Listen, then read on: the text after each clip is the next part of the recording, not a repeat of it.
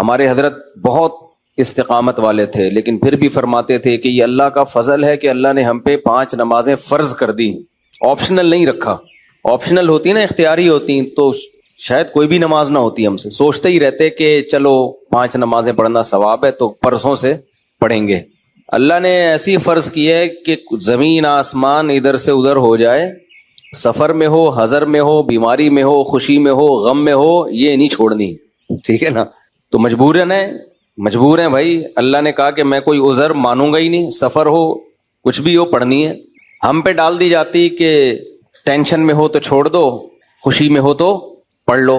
تو ہم تو یہی سوچتے رہتے ہیں بھائی ابھی تھکاوٹ ہے، آج رات دیر سے سویا ہوں تو فجر میں اٹھ گئے تو نیند پوری نہیں ہوگی، تو ایسا کریں گے 11 بجے پڑھ لیں گے، یہی سوچتے رہتے۔ اللہ میاں نے کہا کہ رات دیر سے سو، جلدی سو، یہ تمہاری ٹینشن نہیں ہے،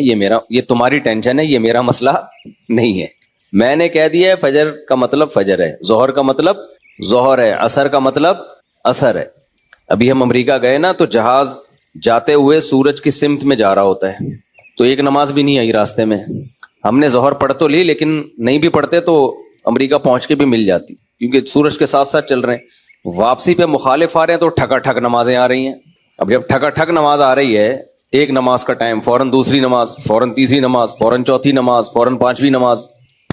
اور اللہ نے فرض نماز میں کہا ہے کہ کھڑے ہو کے پڑھو، قبلے کی طرف پڑھو۔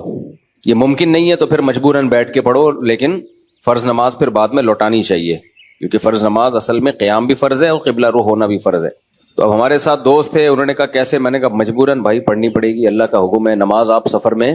نہیں چھوڑ سکتے۔ اللہ نے 4 کی 2 کی ہی اسی لیے کہ میں نے 4 کی 2 کر دی ہیں، چھوٹی کر دی ہے، اس لیے کہ چھوڑنا نہیں ہے، آدھی کر لو۔ چھوڑنے کا آپشن ہوتا تو اللہ پھر کہہ دیتا ٹینشن میں ہو تو چھوڑ دینا، نہیں تو پھر پوری پڑھ لینا، یہ کہتا نا اللہ تعالیٰ۔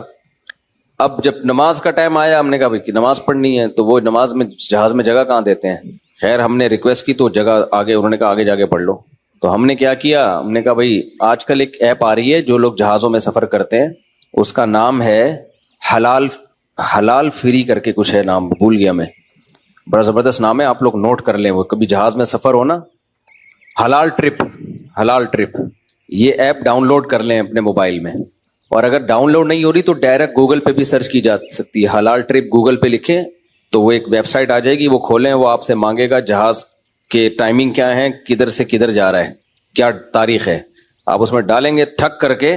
وہ بتا دے گا کہ آپ کی جو گھڑی میں اس وقت ٹائم ہو رہا ہے اس کے مطابق فجر کتنے بجے، ظہر کتنے بجے، عصر کتنے بجے، مغرب کتنے بجے، عشاء کتنے بجے، اور اتنے بجے قبلہ کہاں ہوگا، اتنے بجے قبلہ جہاز میں کس سمت میں ہوگا۔ تو بڑی خاندانی ایپلیکیشن ہے، تو وہ آپ جیسے ہی ڈالیں گے ٹھک کر کے، تو ایک گھڑی آپ ایسی رکھیں جو چینج نہ ہو ٹائم اس کا۔ تو یہ خوب مسئلہ سمجھ لیں کہ جہاز میں آپ کو کھڑے ہو کر نماز پڑھنی ہے، اگر ممکن نہ ہو اجازت نہ دیں پھر مجبوراً بیٹھ کے پڑھیں، لیکن اس نماز کو لوٹا لیں۔ تو ہم نے تو کھڑے ہو کر اجازت مل گئی تھی، ہم نے کہا چلو پڑھتے ہیں۔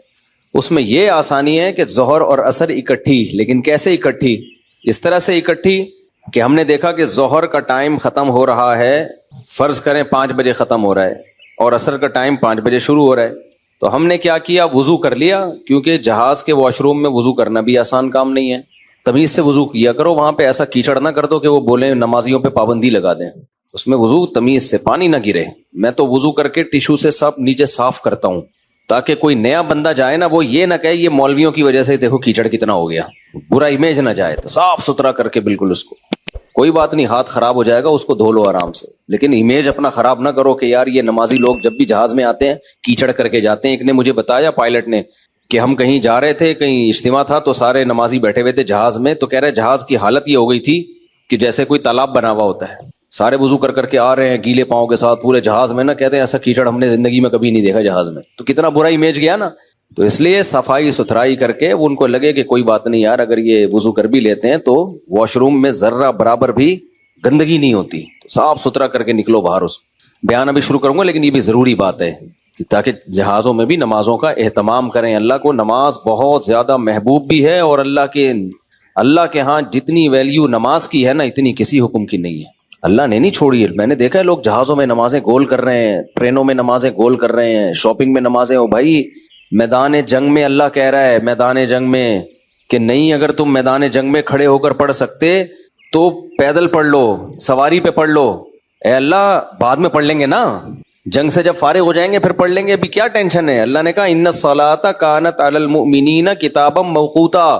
نماز مومنین پر مقررہ اوقات میں فرض ہے, یہ نہیں ہے کہ بعد میں پڑھ لو. کتنے آرام سے کہتے ہیں بھی سفر میں ابھی کہاں جائیں کیا کریں. نہیں بھائی, نمازی آدمی زمین آسمان ادھر سے ادھر ہو جائے وہ کہتا ہے بھائی چھوڑنی نہیں ہے, کچھ بھی ہو جائے. آج نمازی بھی نمازی نہیں رہے ہیں.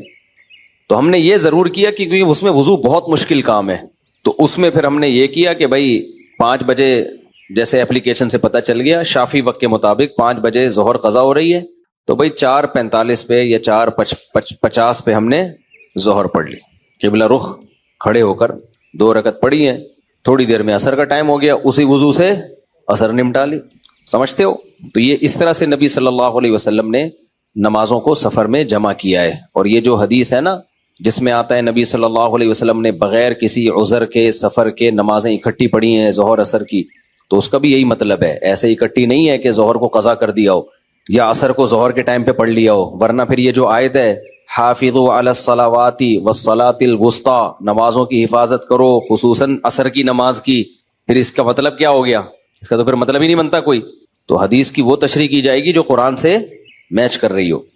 تو اس طرح سے پھر مغرب عشاء بھی ایسے پڑھ سکتے ہیں آپ. مغرب کو ڈیلے کر دیا, عام حالات میں یہ مناسب نہیں ہے, نبی صلی اللہ علیہ وسلم کا معمول نہیں تھا, لیکن کبھی کبھار کوئی عذر ہو تو اس طرح سے ڈیلے کیا جا سکتا ہے. تو مغرب کو تھوڑا ڈیلے کیا عشاء کے قریب. صحیح بخاری کی حدیث ہے, اس میں حضرت عبداللہ بن عمر نے اسی طرح جمع کیا ہے کہ مغرب پڑھی تلبث یسیرا, تھوڑی دیر ٹھہرے, پھر عشاء پڑھ لی. تو اس سے پتہ چلتا ہے کہ جن حدیثوں میں آتا ہے اکٹھی پڑھی ہیں تو ان کا یہ مطلب ہے جو بخاری میں بیان. خیر ابھی یہ ٹاپک نہیں ہے کیونکہ لوگ کہتے ہیں کہ یہ لوگ حدیثوں کو نہیں مانتے, حدیثوں میں تو 2 نمازیں اکٹھی پڑھنے کا ہے. ہم مانتے ہیں اکٹھی, لیکن اکٹھی کا مطلب کیا ہے؟ تو خلاصہ یہ کہ کسی قیمت پہ بھائی نماز قضا بولو مت کرو. دیکھو بار بار ایک بات بیان کرتا ہوں, اللہ کے حکم میں آسانی ہے, لچک نہیں ہے. کیونکہ دنیا میں کوئی بھی قانون ساز اپنے قانون کو ہلکا نہیں سمجھتا. دنیا میں جو بھی حکومت ہوتی ہے قانون بنائے اور یہ کہے کہ یہ لازم ہے, اس کے بعد پھر وہ لازم نہ کرے, اور تو اس کا مطلب خود اپنے قانون کی ویلیو کو وہ ڈی ویلیو کر رہی ہے نا. یہی مطلب ہو گیا نا. دنیا میں کوئی یہ نہیں کرتا, تو اللہ قانون بنائے اور کہے کہ یہ فرض ہے, سفر میں بھی فرض ہے, حضر میں بھی فرض ہے, پھر اللہ کہ چلو میں نے کہہ تو دیا باقی تمہاری مرضی. نا نا نا نا نا نا, صحیح ہے, اللہ نے کہہ دیا اب ہے تو ہے, اب آپشنل نہیں ہے. رمضان کے بار بار میں بتاتا ہوں نا, روزے میں مزدور کو بھی روزہ رکھنا پڑے گا, کتنی سخت گرمی ہو, کیونکہ اللہ نے قانون بنا دیا بھائی بیماری میں سفر میں چھوڑ سکتے ہو, اس کا مطلب تیسرا کوئی عذر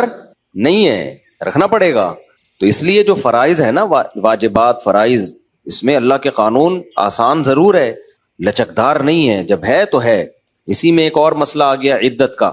کسی عورت کے شوہر کا انتقال ہو جائے, اللہ نے قانون بنا دیا, آسان قانون بنایا. زمانہ جاہلیت میں بہت مشکل تھا. جب کسی عورت کے شوہر کا انتقال ہوتا تھا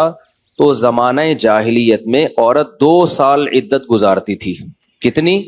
2 سال. اور اس 2 سال میں وہ میلی کچیلی رہتی تھی. یہاں تک بھی بعض روایات میں آتا ہے اس کی جگہ کو گندا رکھا جاتا تھا, مینگنیاں لا کے ڈال دی جاتی تھی, گند میں رہے. اسلام نے اس حکم کو ختم کیا.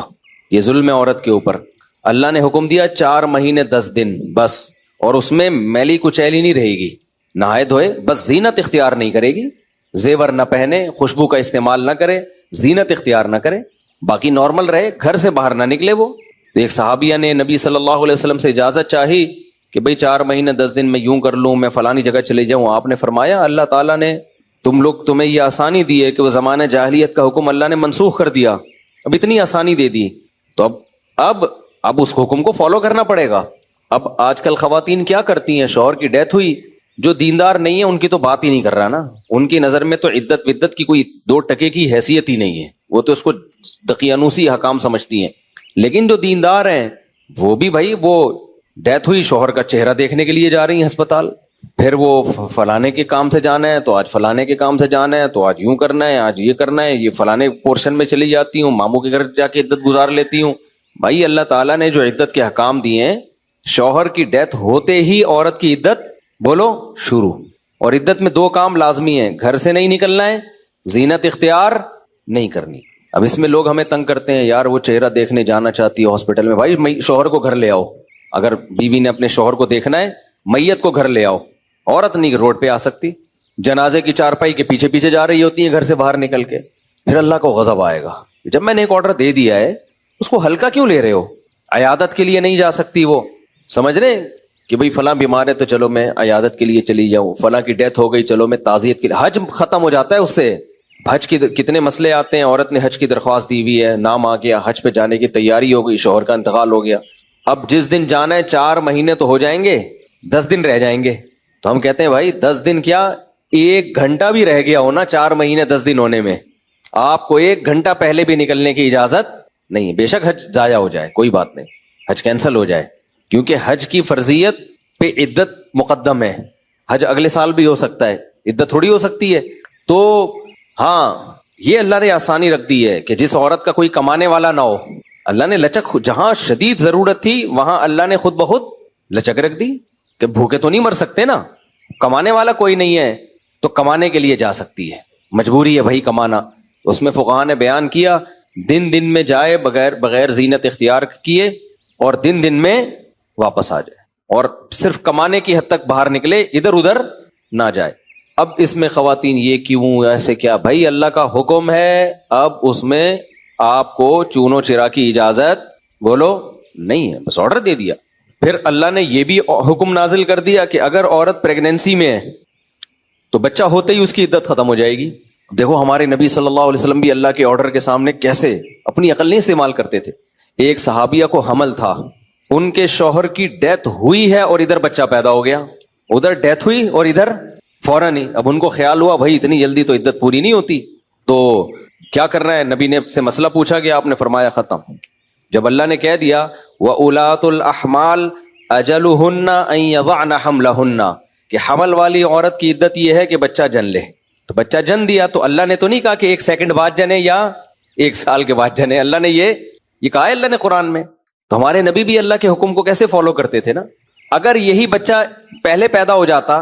پیدا ہوتے ہی شوہر کی موت ہو جاتی، فقہا بہت باریک مسائل بیان کرتے ہیں، اور آج کل کے اسکالر نا ان کا مذاق اڑاتے ہیں کہ دیکھو یہ اتنی باتوں میں لوگوں کو الجھایا ہوا ہے۔ فقہا نے بیان کیا ہے کہ ادھر بچہ پیدا ہوا، کیونکہ ایسا ممکن ہے، قانون جب لکھا جاتا ہے تو امکان کو بھی لکھا جاتا ہے کہ ابھی آدھا بچہ پیدا ہوا ہے اور شوہر کی ڈیتھ ہو گئی تو کیا ہوگا۔